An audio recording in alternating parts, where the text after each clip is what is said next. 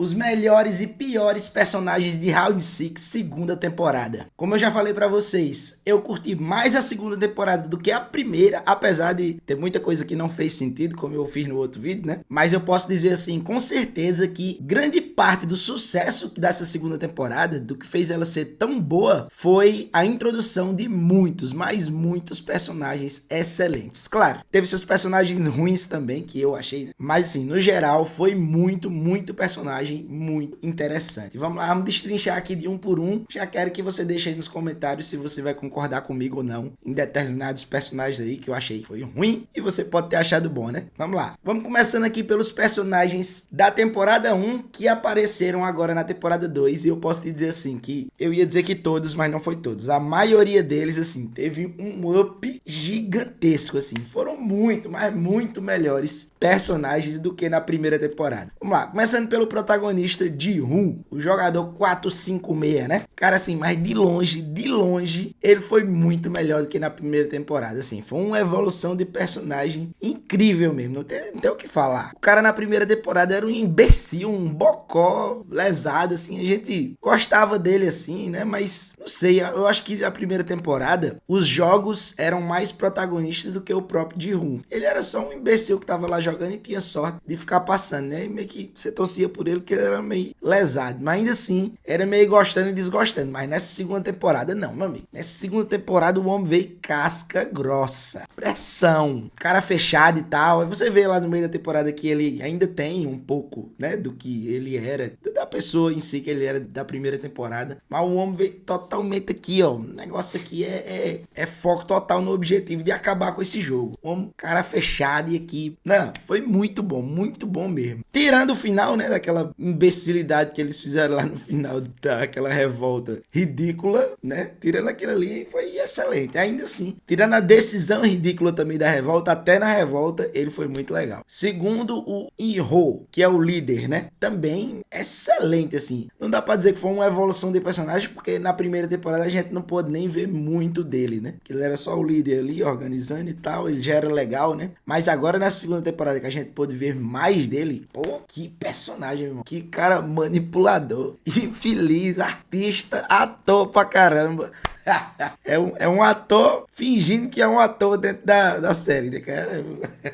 É muita habilidade mesmo. Eu curti demais todas as aparições dele ali, quando nas votações, quando ele vai votar que sim, quando ele vai votar que não, nos jogos, foi tudo muito interessante a participação dele, né? Tirando também a questão de que ninguém ter desconfiado que ele era um infiltrado, no caso ninguém não, o Ji-Hoon, né? Não ter desconfiado que ele era um infiltrado, é uma imbecilidade também, mas, né, tirando isso, foi excelente. Terceiro personagem, o vendedor, o cara lá que recrutava o pessoal pros jogos, né? Que não foi revelado o nome dele. Caramba, meu irmão, que surpresa felicíssima também dessa segunda temporada, viu? Que personagem, a gente pôde conhecer mais dele, né? Porque na primeira temporada foi só o joguinho ali e pronto, e acabou a participação dele. Mas agora nessa segunda temporada, a psicopatia desse cara, velho, muitíssimo interessante. Também teve coisas sem sentido envolvida nele, né? Mas assim, a participação dele ali, primeiro ele fazendo aqueles jogos lá com os mendigos, que assim, eu não entendi direito por que daquilo, né? Se é uma coisa relacionada aos jogos em si, dos comandantes, né, dos donos lá daquele game que faz ele fazer aquilo, ou não, se é só uma coisa dele mesmo. Ele parece bem psicopata, então não seria nada estranho que ele fizesse aquela parte ali do mendigo só por ele mesmo, da psicopatia dele, né? Mas depois ali, quando ele sequestra os dois caras, que ele faz aquele joguinho do capiroto, meu irmão, que jogo absurdo, também que foi outro ponto alto dessa segunda temporada, foram os jogos, né? Foram fenomenais, que inclusive vai ser um vídeo à parte, só falando de todos os jogos dessa temporada, que foi loucura. E depois, no jogo também que ele faz com o Ji-Hoon, também, meu irmão, assim, sensacional. Teve umas coisas assim, mas assim, se você se desconectar disso, foi lindo. E ainda teve o somatório que eu não falei no primeiro vídeo, que era pra eu ter falado, já que foi aquela música do Andrea Bocelli tocando, meu irmão.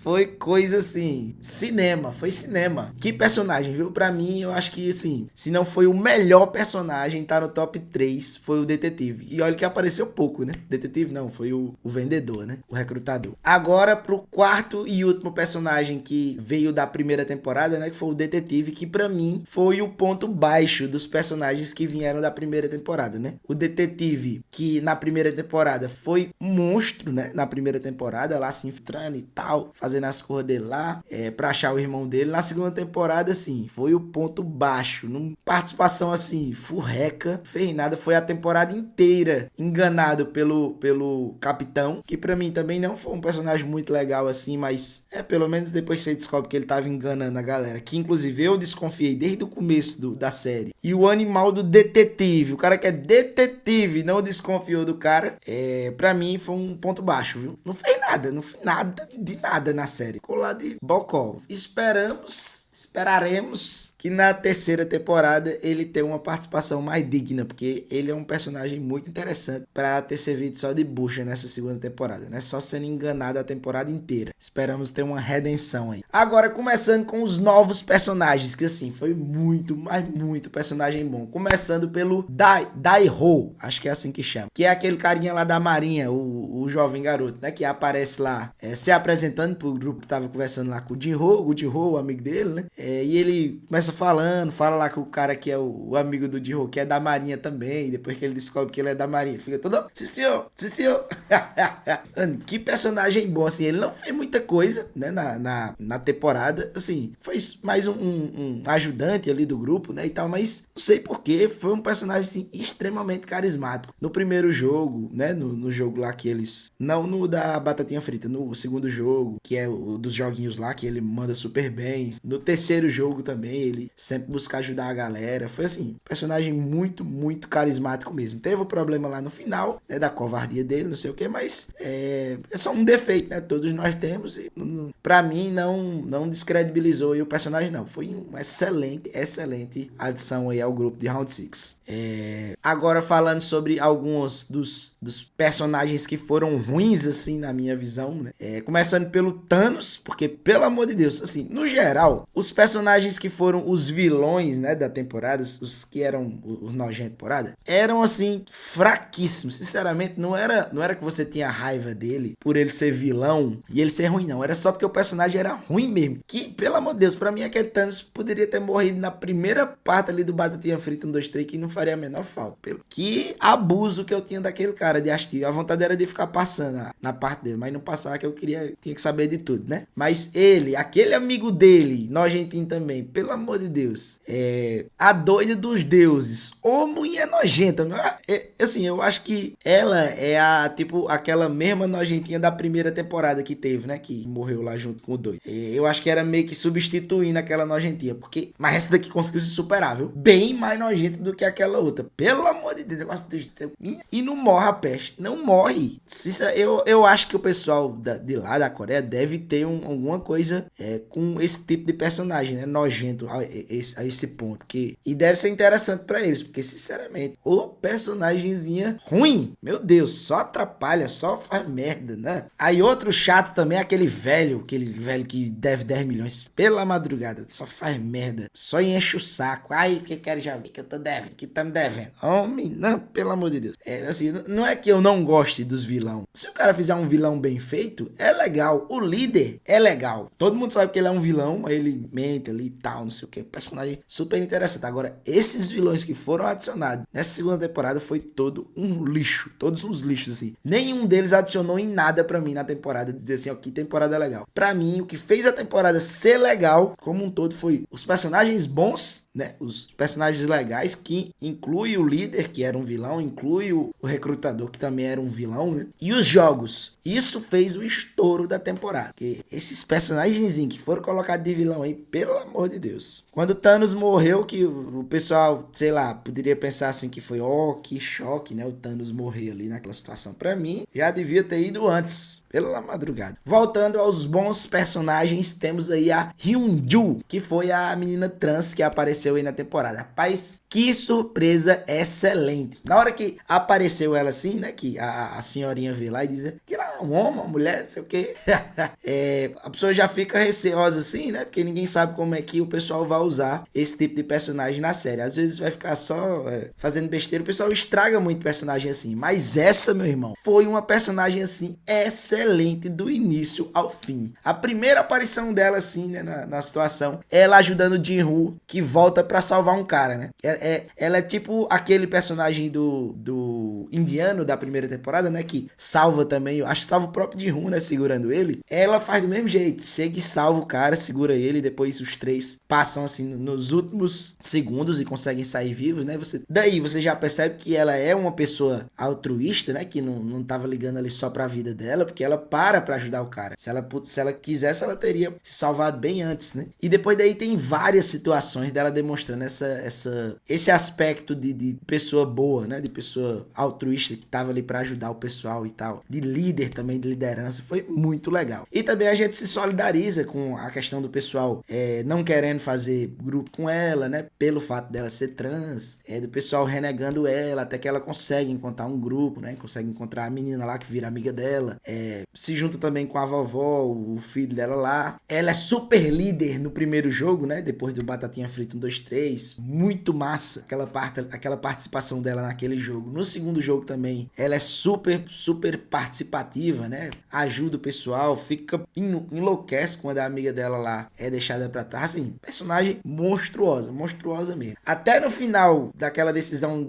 ridícula, né, daquela rebelião, tirando a decisão ridícula da rebelião, ela também foi muito legal, né, foi líder e tal. A gente descobre que ela era, quando ela ainda se considerava um homem, ela foi tiradora de elite, um negócio assim, né, capitã, sei lá, negócio aí, alto patamar aí no exército, né. A participação dela lá na rebelião também é super monstruosa, né. Assim, não tem o que falar, personagem excelente, irretocável pra mim. Se tivesse morrido, teria sido uma pena, mas graças a Deus tá vivo ainda pra terceira. Agora a gente tem o Myung-ji, que pra mim foi um personagem blé, assim, nem fede nem cheira. Ficou ali, teve aquele negócio das criptomoedas, mas o que me lascou mais nele foi porque a participação dele foi mais com aquele Thanos e aquele outro imbecil. Então meio que ele ficou assim, ele já não era muito carismático por si só, era um merdinha que tinha tratado mal a menina lá, a grávida, né, que todo mundo já gosta da grávida, né, que mais por uma questão de empatia, né, de solidariedade com ela. Como ele tinha sido um merdinha com ela, você já desgosta dele. Aí tem essas coisas lá com o Thanos, com aqueles outros merdinha lá, que apesar de que eles estão perturbando ele, mas ainda assim, não sei, deixou ele mais sem graça durante a temporada, porque muitas das interações dele era com esses outros otários que não valia nada. Então pra mim foi um personagem blé, né, nem foi um bom, nem foi um ruim, não interferiu muito não. A gente teve o personagem Jeong-Seo, acho que é esse o nome dele, que é o jogador 246. Ele aparece mais no final, né, na parte ali da rebelião e tal, próximo ali. Na verdade ele aparece no segundo jogo, né, a primeira vez ali que a gente vê realmente ele, quando ele se salva lá com o pessoal no meio do jogo. Mas assim, eu não entendi muito bem a participação dele na série no começo, meio que um cara aleatório ali que apareceu, só que eu fiquei com a impressão de que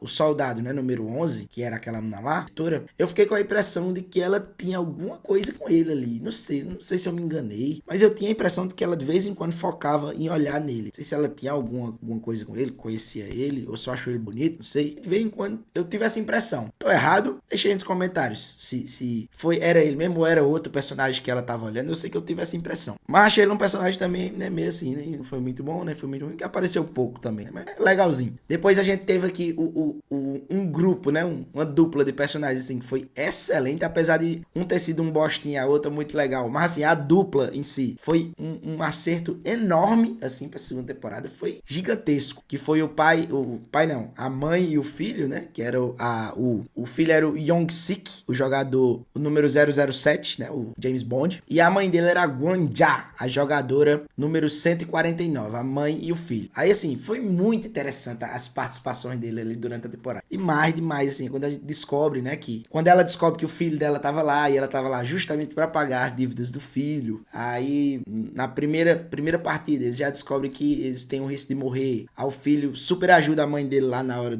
da prova e tal, você vê aquela questão do relacionamento ali. Na primeira ele volta que não, né, porque ele quer salvar ela, só que o jogo acaba continuando, aí tem a participação, eles procurando o grupo, e ele não larga a mão da mãe de jeito nenhum, até aí, ó, nota 10 pra ele, toda hora, né, ajuda a mãe ali no jogo e tal. Aí quando a gente vai pro segundo jogo, né, que no caso é o terceiro, que é depois da batatinha frita, aí ele já faz um monte de merda, porque ele vota no sim pra continuar no terceiro jogo, arriscando a vida dele e da mãe dele. Se fosse só a vida dele, ninguém tá nem aí, não, ele poderia votar sim. Agora o problema, que deixa ele mais merda, né, nesse terceiro jogo, foi ele ter arriscado a vida da mãe dele, né, e a mãe dele, meu amigo, nem aí, tipo, por mais que o filho arriscasse a vida dela, ela não tava nem aí pra vida dela, ela só tava preocupada com ele, ela dizendo, ó, seu imbecil do caramba, se eu morrer, não dá em nada, eu não me importo com isso não, o problema é você morrer. Se você morrer, o que eu vou fazer da minha vida? Eu vou morrer também. Aí tipo, puta, que interação bacana, né? Ele, apesar de ter sido um merdinha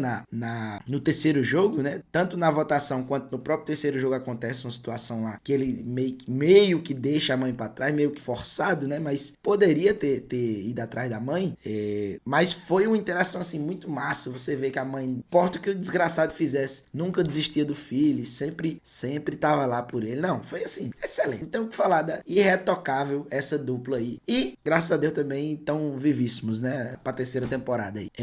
Antes de falar do próximo personagem, só queria deixar um outro ponto aqui interessante, que como foi engraçado, né, estranho, não sei se proposital de alguma maneira, que nessa temporada, bem mais do que na outra, teve muito mais gente conhecida, né? Teve mãe e filha, teve ex-namorados, né, que foi a Grave e o carinha da criptomoeda. Quem mais? Teve o Ji-Woo e o amigo dele. Teve os carinha que ficaram com dívidas por causa do carinha da criptomoeda. Teve muita gente com relação nessa segunda temporada, diferente da primeira, né, que a maioria era totalmente desconhecido.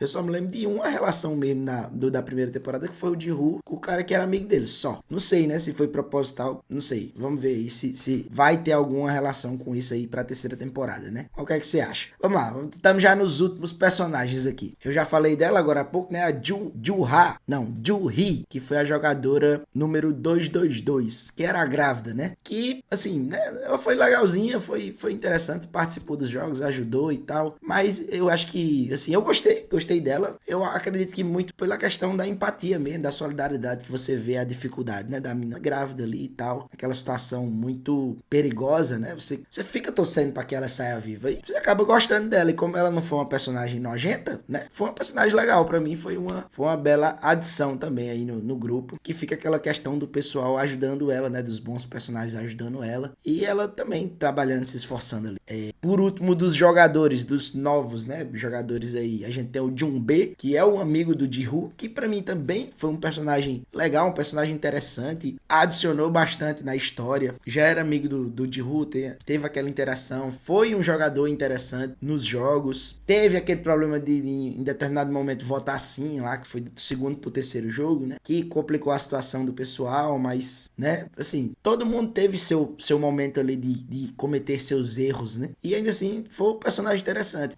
O que pra mim estragou ele foi aquela, né, decisão ridícula da rebelião, e no final os caras matar ele, assim, né, pra mim foi um desperdício. Não precisava ter tido aquela rebelião, não precisava ter matado ele daquela maneira, né, ele poderia ter morrido em um dos jogos por uma má escolha, né, por exemplo, ter escolhido jogar em vez de sair vivo e morrer nessa situação, para mim teria sido uma morte mais interessante.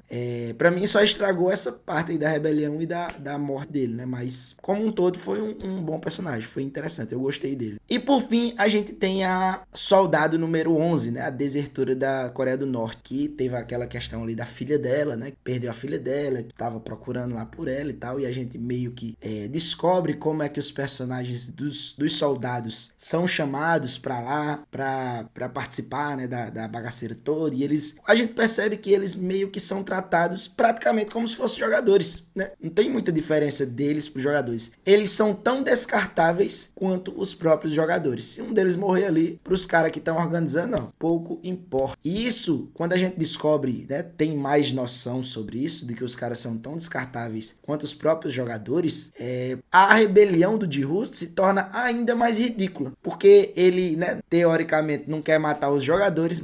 Eu vou ter que falar daquele final de novo, que coisa ridícula. Ele teoricamente não quer matar os jogadores, quer salvar os jogadores, mas deixa o time oposto lá matar trocentos jogadores lá do pessoal que tinha votado no X.